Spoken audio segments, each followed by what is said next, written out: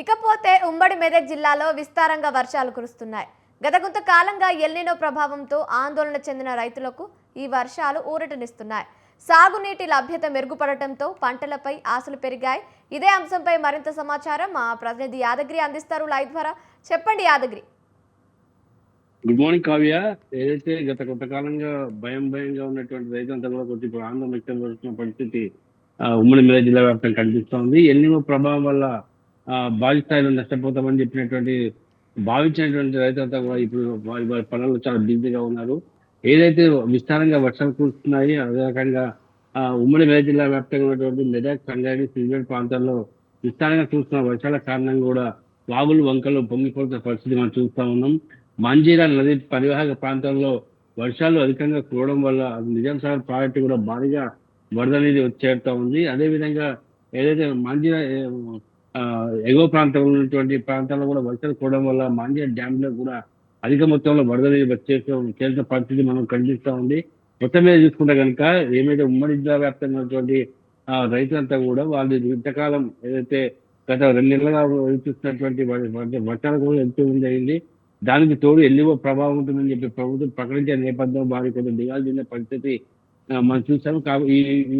ఈ వారం 10 రోజులు చూస్తే వర్షాల కారణంగా వారి పంటల పనులు చాలా బిజీ అవ్వాలని చెప్పచ్చు.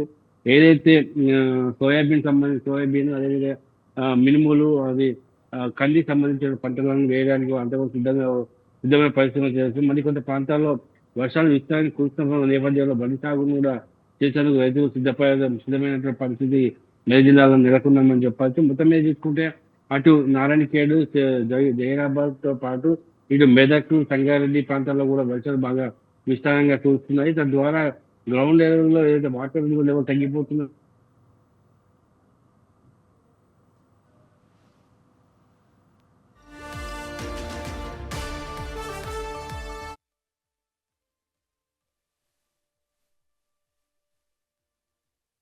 కనిపిస్తుంది.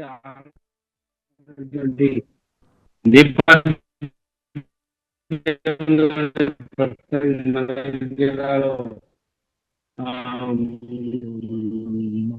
రైతులు తమ కార్యక్రమాలు కొనసాగిస్తున్నారు. మొత్తం మీద తీసుకుంటే కనుక ఈ యొక్క అని చెప్పచ్చు. జిల్లాలో నుంచి అనేకములు వంకలు పొంగిపోతున్న పరిస్థితి కనిపిస్తుంది. మరి ఇంకా 3 రోజులు కూడా వర్షాలు కురిసే అవకాశం ఉన్నాయి కాబట్టి మరింతగా ఉమ్మడి మెదక్ జిల్లాలో ఉన్నటువంటి వాగులు వంకలు పొంగే అవకాశాలు ఉన్నాయి. అదేవిధంగా సింగిల్ ప్రాజెక్టు కూడా వరద నీరు అధికంగా వచ్చి చేరే అవకాశం ఉంది.